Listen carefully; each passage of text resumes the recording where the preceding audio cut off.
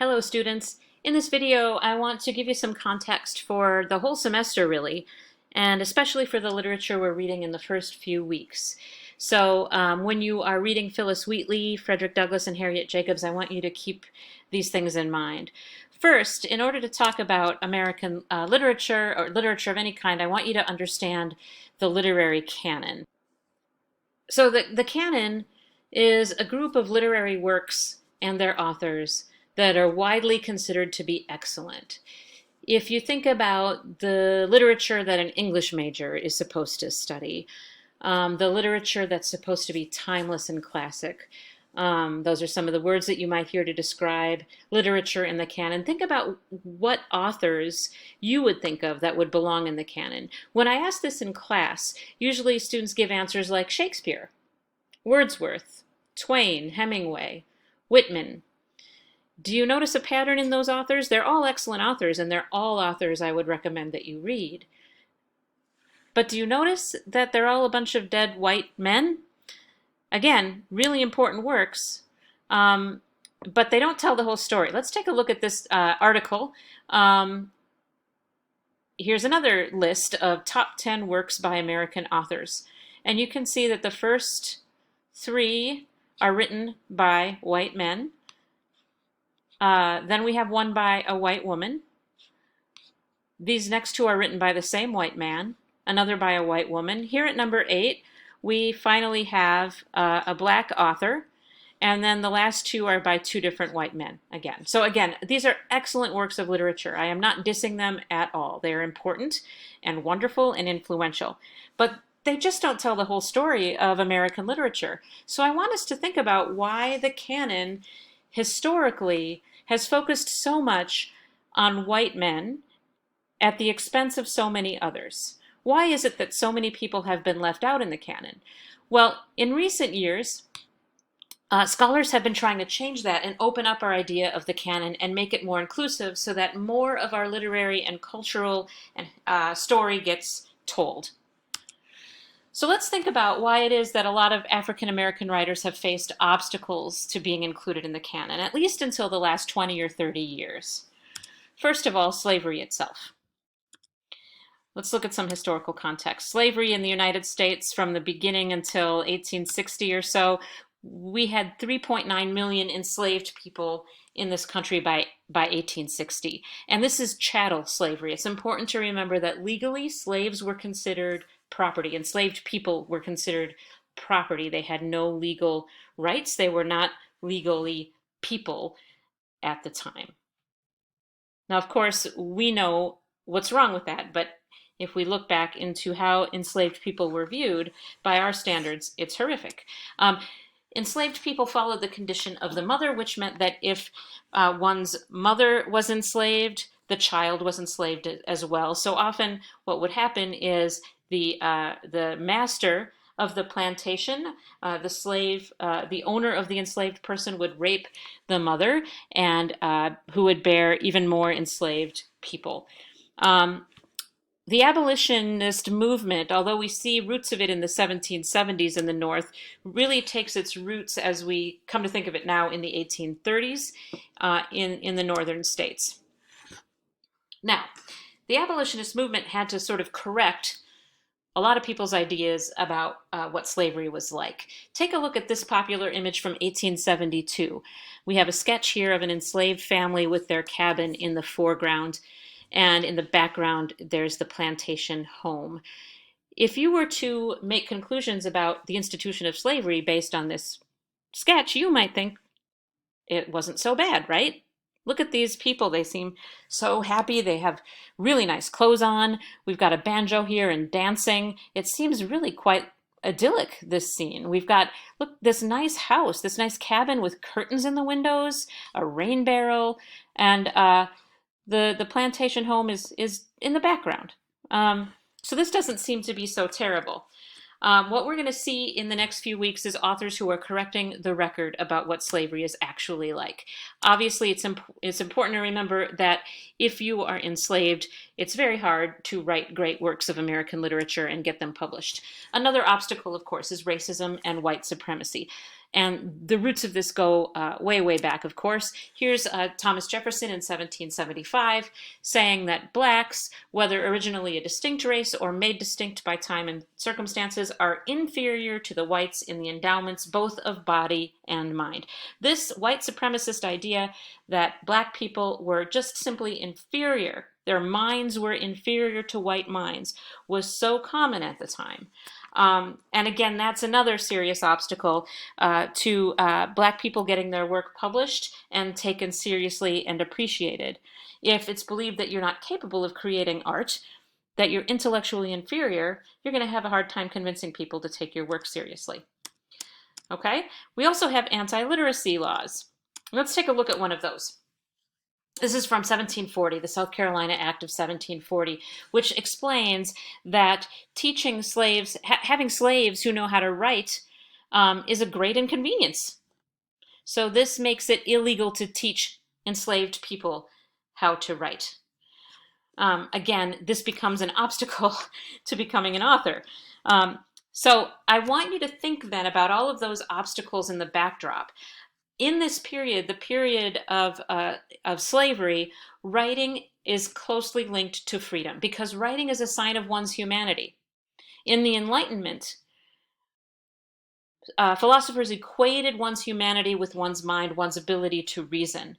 So if an African American person is able to show through their writing their humanity, then that becomes linked to the fight for freedom and a part of the struggle for civil rights.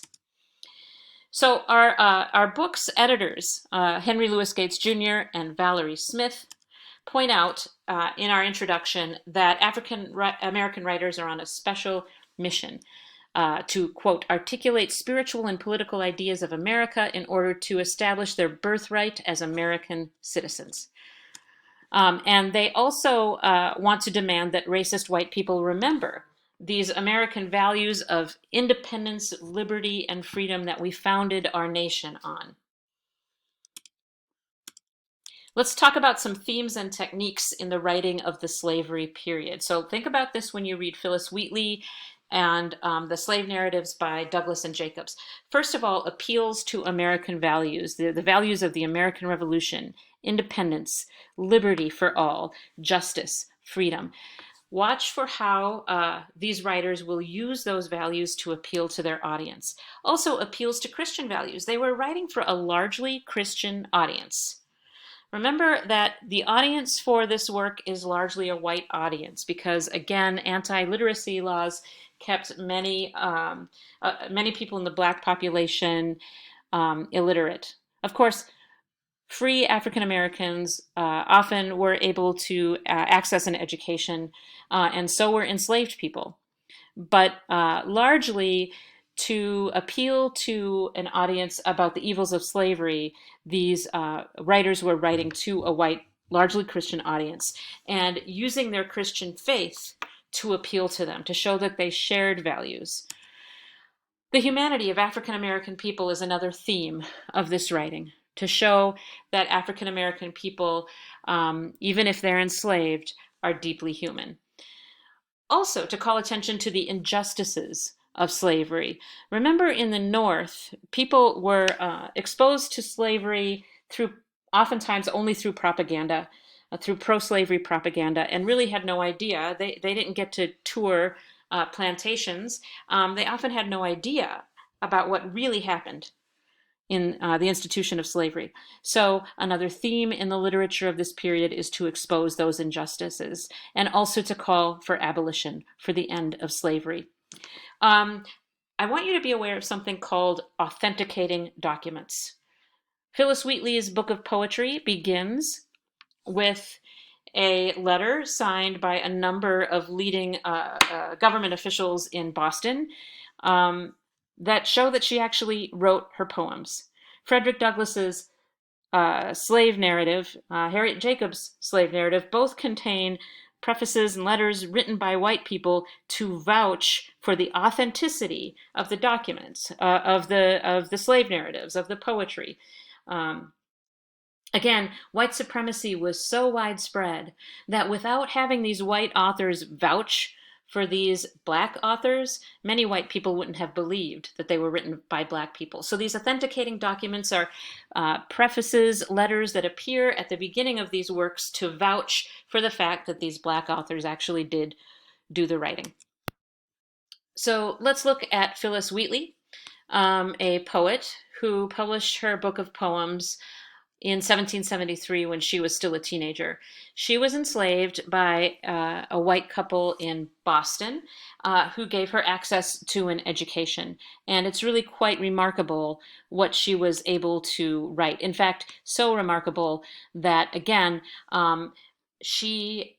white people didn't believe that she wrote it. In fact, she was brought before these Boston leaders for a kind of oral examination about her poems to prove that she was actually the author. They were so incredulous that she'd actually written these poems. Here is the first assigned poem of the semester on being brought from Africa to America. It's Phyllis Wheatley's most famous poem. And there are a couple of ways that it might be interpreted. Let's look first of all at the form of the poem. You'll notice that it's written in rhyming couplets with a pretty traditional meter. "'Twas mercy brought me from my pagan land." That's iambic pentameter, which simply means that there are 5 iambs, or units of rhythm, and iamb meaning one unstressed and one stressed syllable. So, "'twas mercy brought me from my pagan land." If you can hear that rhythm there, that's iambic pentameter. So she's writing in a very traditional, conventional style for her time period. "'Twas mercy brought me from my pagan land, taught my benighted soul to understand that there's a God, that there's a Savior too. Once I redemption neither sought nor knew. Some view our sable race with scornful eye, their color is a diabolic dye. Remember, Christians, Negroes black as Cain may be refined and join the angelic train." This is quite a poem. In the first line, she refers to the fact that she was taken from Africa when she was just a child, 8 years old, biographers believe. And notice how she describes Africa here as a pagan land, a very common description at the time. For readers today, this first line is very jarring because we don't like to think of the institution of slavery as a mercy. But look at what she's saying here. And why does she see it as a mercy? Because it gave her Christianity, she says. "Taught my benighted soul," the idea that her soul was once dark, "to understand that there's a God, that there's a Savior too. Once I redemption neither sought nor knew." Before, she didn't know about God's redemption, and now she does, and so that's a mercy. So let's look at how she moves along here in this third couplet. "Some view our sable race with scornful eye. Their color is a diabolic dye." Now she's referring to the common belief at the time that the color of black people's skin was associated with the devil. She is directly addressing that myth. But look at what she does in the last couplet. "Remember, Christians." Now, keep in mind, when she is writing this, is just a teenager. And she is addressing her largely white audience this way. Quite an audacious move for her to be reminding Christians. "Remember, Christians, Negroes black as Cain may be refined and join the angelic train." In other words, remember that black people can be saved and go to heaven too. That's quite an admonishment she's giving her audience. So keep in mind that the very act of writing here is defying the expectations of a white audience. And keep in mind how writers like Phyllis Wheatley and Frederick Douglass and Harriet Jacobs had to overcome all of these obstacles in order for us to be reading them today, so many years later. Okay, if you have any questions, make sure you bring them up in the discussions, and I will be happy to answer them there. I'm looking forward to hearing what you have to say or reading what you have to say in our discussions this week.